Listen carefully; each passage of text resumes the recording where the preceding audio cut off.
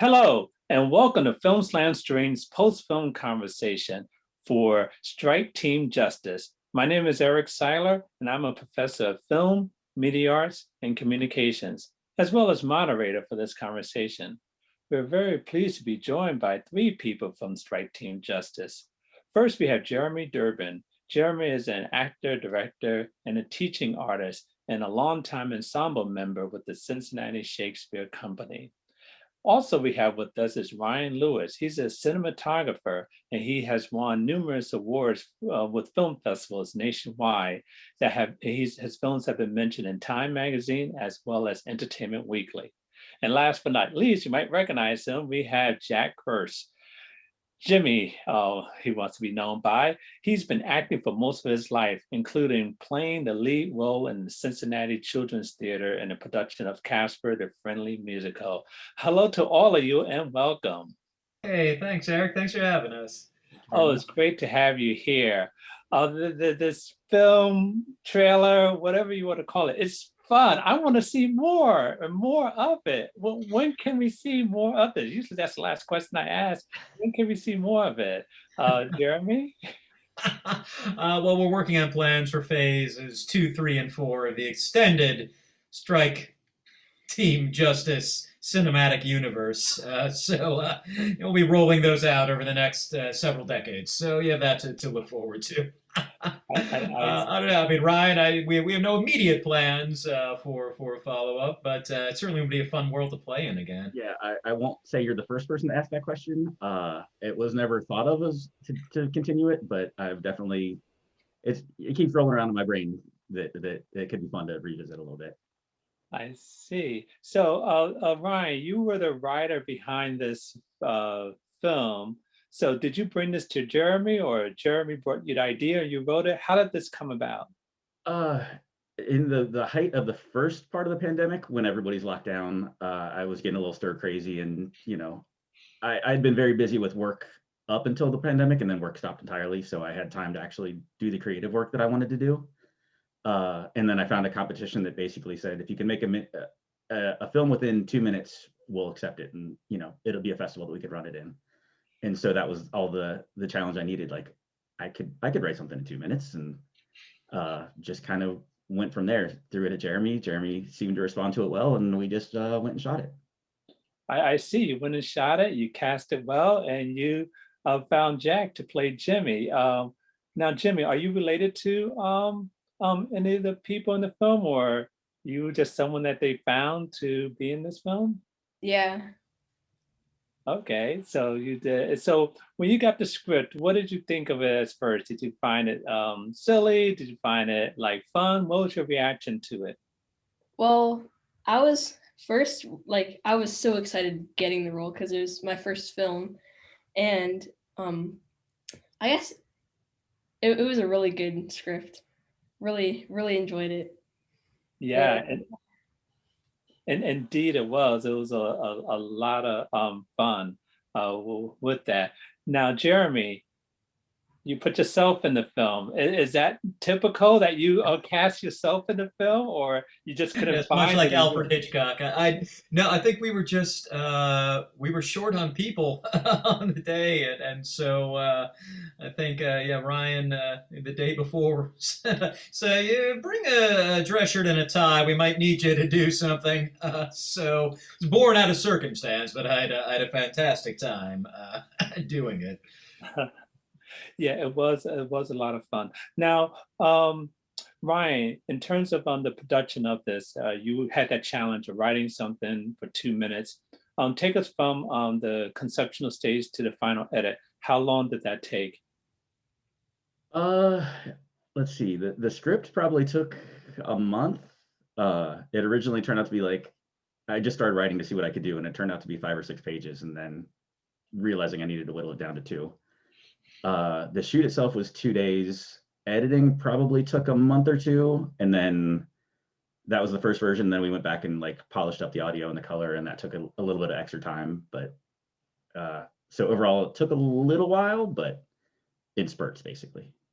Okay, well, yeah, the effort shows that the time that you put into it. Now, Jack, what has the response been to this film when people have seen it? Have people come up to you, or what's been the reaction? Well, most people, actually all of them who have seen it, they're like, wow, that's like everyone who is in it did a really, really good job. And especially like the camera works and basically everything was so perfect. It was probably the best thing I've had for so long. And the acting was perfect too. Don't sell yourself short. Yes. Thank you. It was, and you just you really commanded the role, Jack, in that you really carried the film in that sense, mixed in with the editing and the music. Thank you. Good job carrying that. Very convincing. And would you like to see this film become like something more like a little series or a longer film? Would you? That would be really, really cool. That would be, yes. See what you guys started. I'm a fan. I'm a fan, and now Jack's a fan. I'm sure you have many more fans out there. Okay, Jeremy.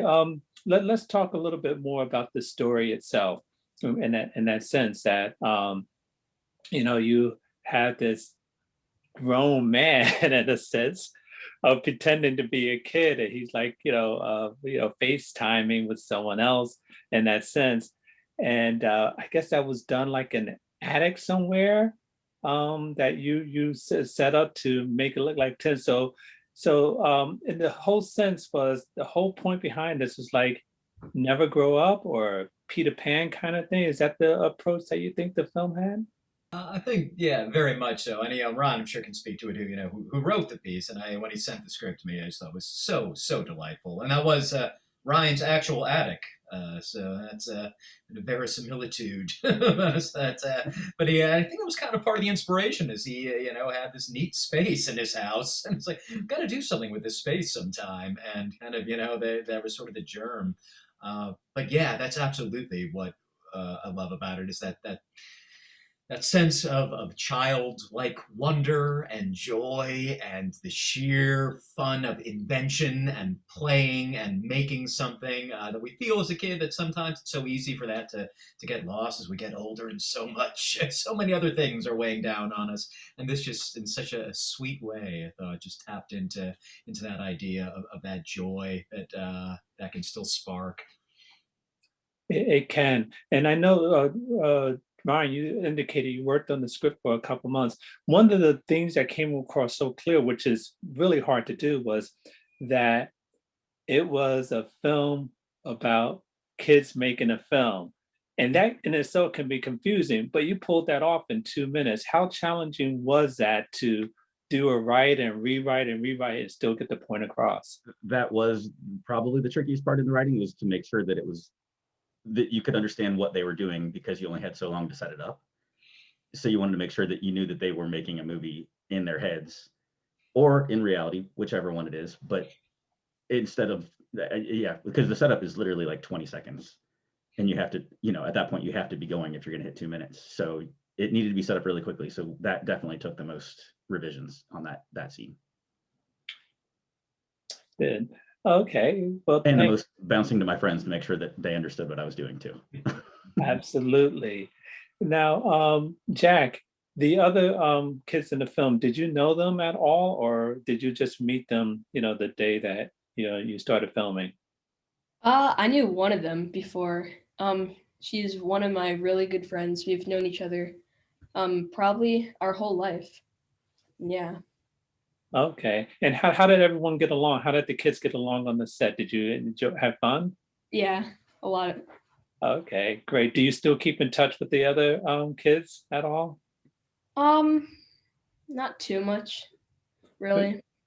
Well, Jeremy and Ryan, you gotta get going with this so you can reunite these kids. Sequel, get them back together. If we can book them all, Yeah, it might be too big for us now. yeah, they're losing touch with each other and so forth. Okay, now, Jeremy, in terms of your style of directing, there was a lot that was done in post to really enhance it. Like the sound design, the music, and so forth. What are some things that were left out from the filming that didn't make it in the edit because you have to shoot more to condense it down? Can you give us some like cutting room floor insight? Oh, sure. I mean, probably the most fun was some of the, our big fight scenes, and we shot so much footage, including me standing behind a big stuffed bear to give away the secrets of the trade. But that was the high tech we were working with, was me standing behind a bear. So there was a lot of that, and just kind of, shouting out instructions. All right, kick, swing, jump, double jump, double kick. It was super fun just playing with that and seeing what happened. And so hopefully providing, I think, for Ryan, a nice smorgasbord of options to choose from. All right. Oh, good. So you provided, you did a lot of takes and, different ways just so you had something to work with in post. Yeah. Yeah, that was definitely the trickiest scene to cut down because of how much we had, which is never a bad thing. No. I see. So in terms of who did the casting, did both of you, you and Jeremy, Ryan and Jeremy, both of you do the casting at all? Yeah. So we kind of both have our various sources that we went to, and I do a lot of teaching through the Shakespeare Company. So I have a lot of classes and kids that I've worked with, and then Ryan has other sources that he went through. So we're able to kind of spread a wide net and find the right people. Oh, good. Did you hold auditions or you just had asked people to be in the film? It was mostly we'd reach out to people, at least on my end. I'd reach out to people for recommendations, and then we'd send them the script. And like Jack sent in a great audition, and immediately was that character. A couple other auditions here and there, and we just kind of pieced it all together. It worked out really well here.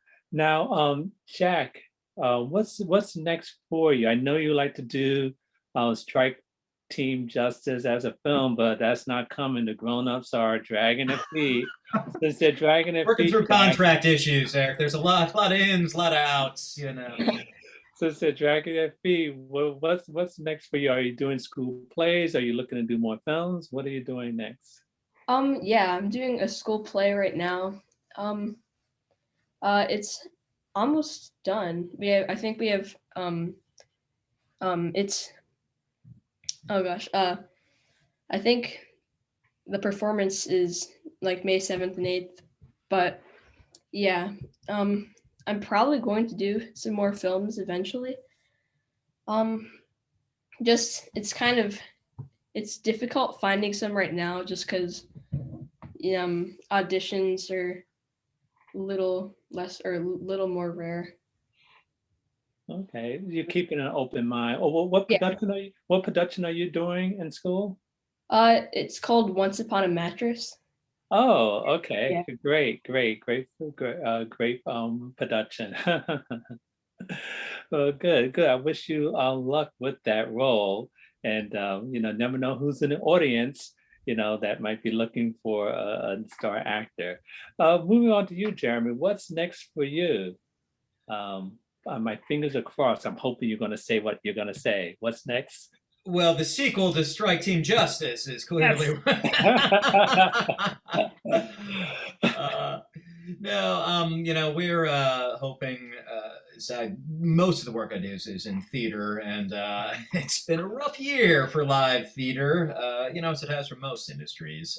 But we are hoping that this fall we'll be able to reopen our main stage, and this summer I'll actually be. We have some touring productions, some Shakespeare in the Park that's going to go around parks in the area. So that's actually my next thing is directing a tour of Midsummer Night's Dream that'll be going around the parks. Oh, that sounds awesome. Yeah. Wish you the best with that. And what about you, Ryan? What's on the horizon for you?